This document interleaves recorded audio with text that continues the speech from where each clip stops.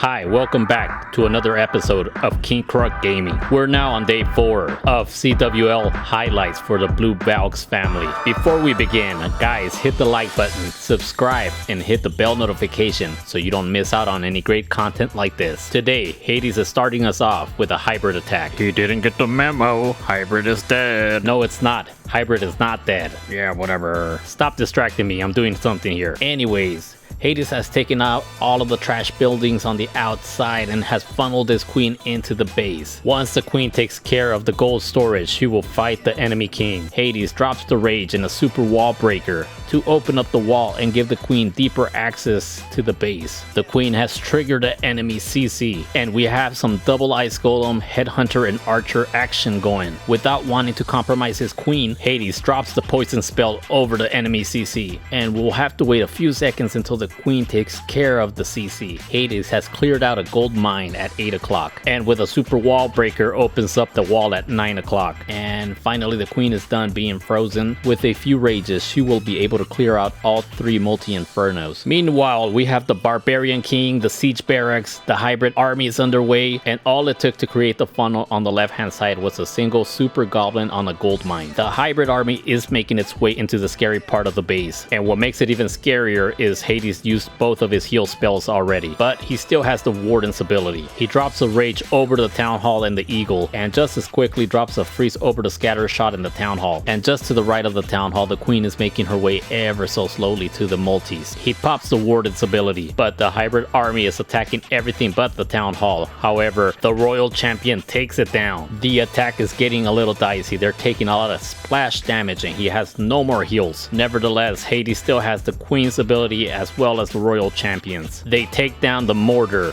the only defense left that could throw a wrench to this attack, and the army's moving along swiftly, doing cleanup to get the triple. Making a second appearance in the series, it's yours truly, King Kruk. My name is King Kruk. Yes, I'm royal. Be wrapping bases like aluminum foil. And we take down this base with the Blizzard Lalo attack. We have a baby dragon doing some early funneling. Both the Coco Hound and the Battle Blimp are down. We freeze the sweeper and our blimp will get closer to the town hall. Our hound sucked up a few traps. The invisibility spell has been placed. Here comes the super wizards, and they're doing damage to the town hall. After they take it down, let's see how much more value we can get out of these super wizards. Will they take down the clan castle? And the answer is no. A single lava pup stayed behind, but he gets taken down. The second baby dragon is funneling at 10 o'clock, starting with the mortar. I didn't take out the enemy hound, so my heroes will have to deal with it. The barbarian king starts making its way, taking down the elixir collector, and as fate would have it, the hound is following him. Our baby dragon is continuing to take out trash buildings at 9 o'clock, and the queen has joined the party. She's now focused on taking down the air pinata. Here comes the super wall breaker, and he'll break the center wall where 2 compartments are joined, giving us greater access to more defenses. The king pops his ability. We drop the poison over the pups, which the queen is desperately fighting to take them down. And right next to our royalty is the royal champion. She's helping us by taking out a wizard tower, a sweeper, and eventually a multi-inferno. Our king and our queen have taken down a scatter shot, and they are now making their way into the compartment where the eagle is. Our last invisibility spell is used over the royal champion to help her take out the multi without using her ability. And now we're starting the Lalo. The first hound is leading the way with the loons behind, and the second hound at 4 o'clock is also down. We have really good pathing with our loons approaching and taking down the eagle early in the raid. We have our first haste spell and 2 headhunters are coming for the enemy queen, and we pop the warden's ability, protecting all of the loons. Our queen has managed to stay alive and still has her ability. Our loons finally take down the eagle. We drop the second haste spell to get the loons to the scatter shot. We place the freeze over the wizard tower, and we use our last haste spell as the loons travel towards the wizard tower. We need to be careful as there's still a multi up, and our loons are taking out the defenses very slowly. So I'm timing the last freeze spell over the multi onto the most opportune time, which is now. After we take down the multi, it's all a matter of cleanup. Speaking of cleanup, I have yet to drop all of my minions, and just to keep my clanmates nervous and keep them in suspense, I purposely forget to drop minions over the gold mine at 3 o'clock. But never mind that, this base is tripled. 3 stars by Kruk.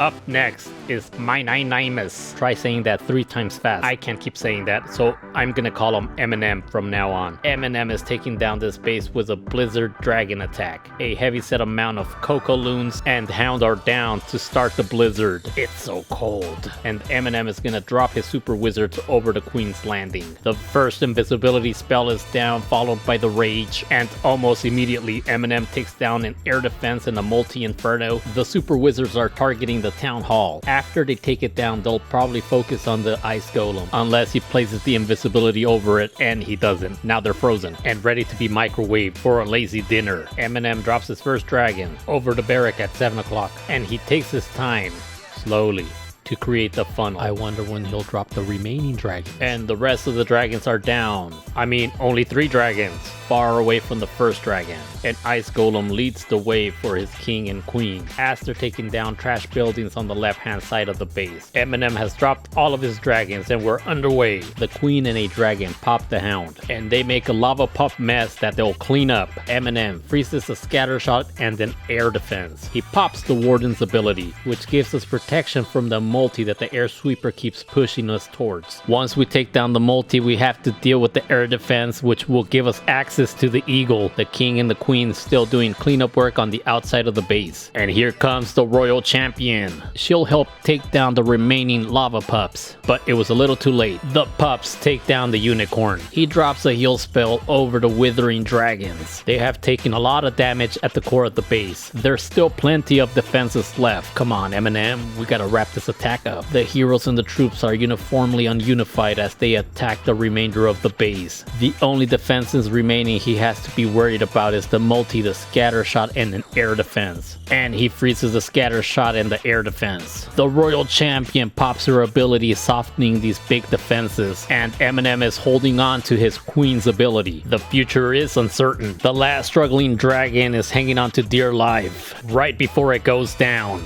The only thing we can rely on is the queen's ability, and that's exactly what we'll do as she approaches the expo, takes it down, and this is a triple by MNMG. Up next is AWB, also known as A-Dubs. He is using a Go Sui Wee Smash attack, and right away he places the golems and the ice golems. There go the super wizards and the witches, funneling the edges of the base. The log launcher is swiftly moving in the center of the base. The king, the queen, and the grand warden are right behind the log launcher. The right hand side of the base is being nicely funneled. However, A-Dubs is having a little trouble on the left hand side with the multi attacking all of his troops. So he'll freeze the multi and send his royal champion to take care of that pesky inferno. The log launcher fell one wall short before reaching the town hall. However, the pair of yetis made it through the wall and he rages them so they take it down. On the right hand side, with the exception of the royal champion, he has all of his heroes, several super wizards, a few witches, and a whole lot of skeletons. By contrast, the right hand side army is moving a bit slow. It consists of a royal champion, a super wizard, and a single witch. Nevertheless, the royal champion has gotten a lot of value by taking down a scatter and a single inferno. The enemy queen is still up and an expo, along with a lot of splash defenses that are countering his skeletons. And as his army dwindles away, he's left with only the queen and her ability, and they will take down the base for a triple. A-Dubs getting the dub. Up next is Jabird. Maybe it's Scandinavian and it's pronounced bird with a silent J. He's going up against the oftenly feared ring base. He's also using a Go Sui Wee Smash attack, except Jabird is using 2 quake spells and 6 saps to take out defenses before he deploys his troops. And just like that, he takes down a multi and an expo. But it looks like he has a quake spell left, and he uses it next to the Grand Warden. With all of the value he's gotten from the zap and quakes,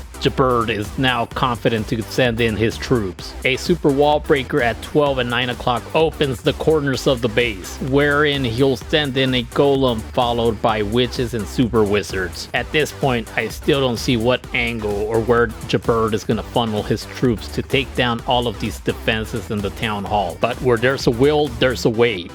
Even though Jabert's name is not Will, he finds the way. The log launcher is opening the center of the base for his heroes and an onslaught of super wizards and witches. His main army are caught in the NATO trap. Luckily, he popped the warden's ability before they started dancing. And even if his log launcher opens up before getting to the town hall, he has opened the wall leading to the town hall. At the same time, out of the clan castle comes out an ice golem. His queen and some of his witches are distracted taking down the lava pups, and his clan castle yetis take down the town hall. This is a very dangerous part. His skeletons and his troops are taking a lot of damage from the multis, and he pops his king's ability to help out with the multis, and they're both taken down. He still has the help of golemites and skeletons helping to tank for his heroes. He still has to deal with a Tesla farm, the enemy Grand Warden, and the enemy Barbarian King, but he still has his queen's ability. Not much of the base is left, but it's too early for Jabert to sing victory. He needs to be 100% confident that he can 3-star this base before he swags any of his non-existent spells. And after the enemy king goes down, it is a home run. A 3-star by Jabert. We'll meet again tomorrow for day 5's highlight. Awesome clashing, and I will see you freeze in the next one.